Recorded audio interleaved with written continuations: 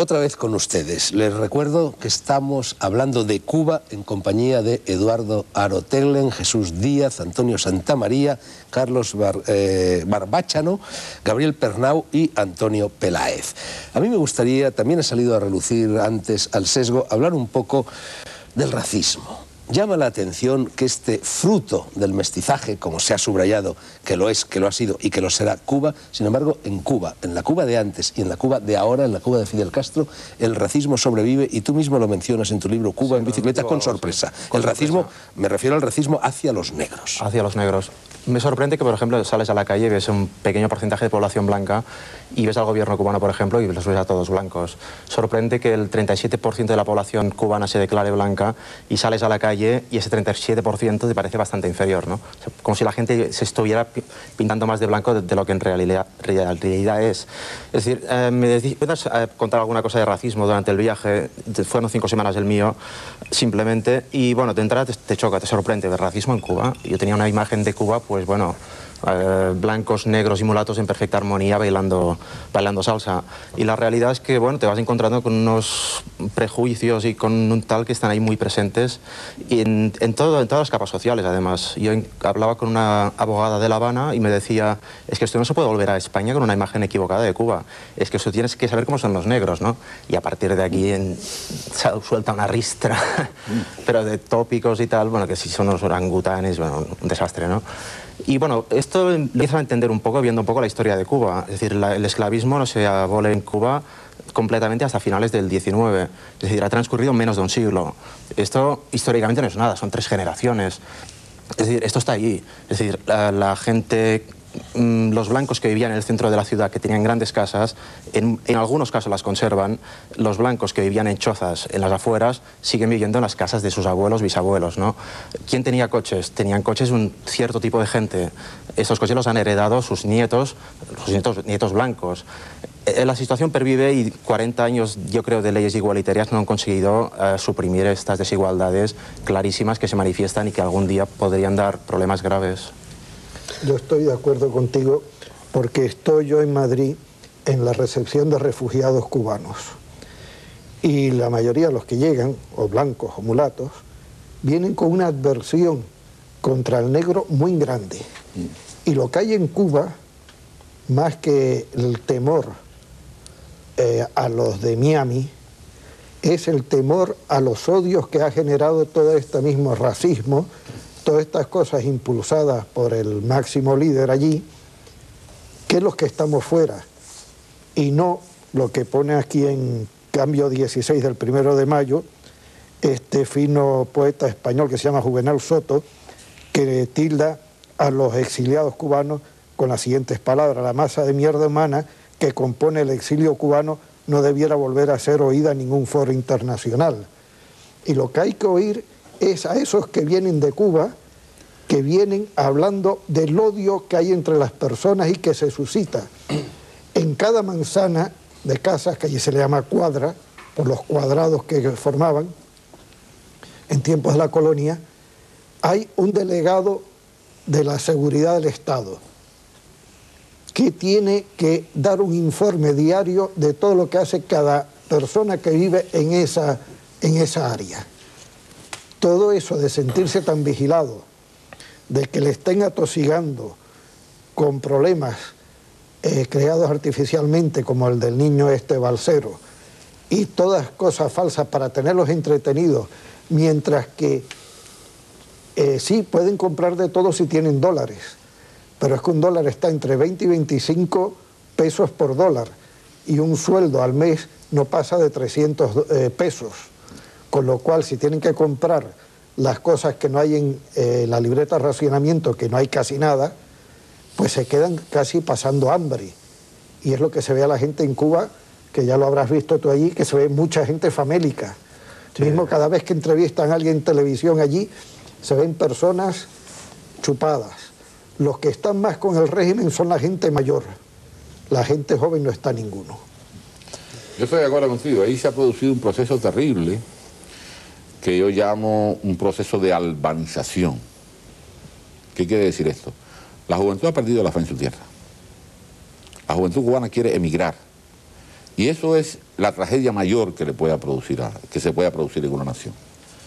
Su objetivo es irse. E irse desde luego a Miami. Irse es lo que decías tú, Pernau, es el mito americano de las oportunidades. Y cuando la juventud de un país quiere irse y las élites de la juventud cubana se han ido y se están yendo de diferentes generaciones, hay algo esencial que no funciona ahí. Hay algo esencial que no funciona ahí y es muy trágico. A mí lo que me sorprende, sin embargo, Pernau, es que a ti te haya sorprendido encontrar racismo en Cuba. Racismo es un fenómeno universal, muy extendido, lo hay aquí, lo hay en la Unión Soviética, lo hay en Estados Unidos, lo hay incluso en Brasil. Ahora, ¿por qué Cuba alcanza esa excepcionalidad con respecto a la cual mucha gente honestamente piensa allí no hay racismo? Y le sorprende encontrarlo. ¿Por qué? ¿Tú podrías explicarme? ¿Por qué? No lo sé. Supongo, imagino, tienes una imagen idealizada de un país, una imagen idílica, y es eso lo que te decía un poco. Tú has visto la música, los cubanos, que hay de todo, blancos, negros, mulatos, y tienes esa imagen metida en la cabeza, ¿no? Son unos clichés que la verdad es que todos llevamos dentro y que no descubres hasta que viajas al país, pisas el terreno y hablas con la población, con la gente, con las mujeres, con los hombres de todo tipo con los que hablé, ¿no? Y sí, no lo ves, es verdad, tienes razón. ¿Por qué? No lo sé. Es así. De todas formas, hay menos que antes.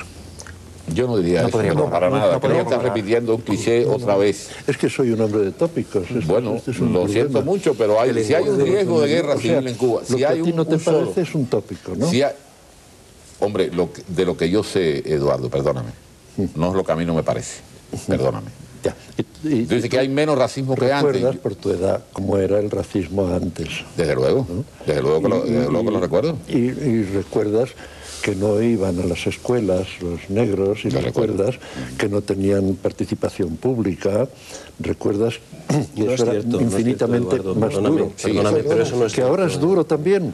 No es cierto, mira, el caso de nuestro amigo Gastón Vaquero, uno de los grandes poetas cubanos. Gran poeta. Gran persona. Y un escritor maravilloso, ¿no? Y amigo. Otro de los maestros de los jóvenes poetas españoles, sin ir más lejos. Tu primera pregunta iba por ahí. Merecedor del premio Cervantes hubiera sido. También. Bueno, Gastón tiene un libro maravilloso sobre este tema que estás poniendo ahora sobre la mesa, sobre el tema del racismo, fundamentalmente. Es un libro de ensayos publicado por el ICI, si mal no recuerdo, ¿no?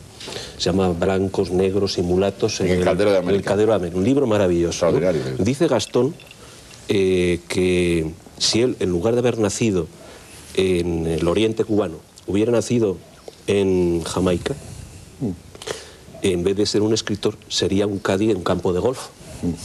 Eso te dice algo. Y era un hombre de antes, Gastón. Era un hombre de antes. Yo creo que el racismo está vigente ahora y lo estaba antes, y ojalá deje de estarlo, pero el propio lenguaje cubano, Jesús, como escritor que eres, escritor cubano, fíjate, los matrimonios mixtos hablan de cuando un niño o una niña nace más blanquita, dice que adelantó. Cuando retrasó.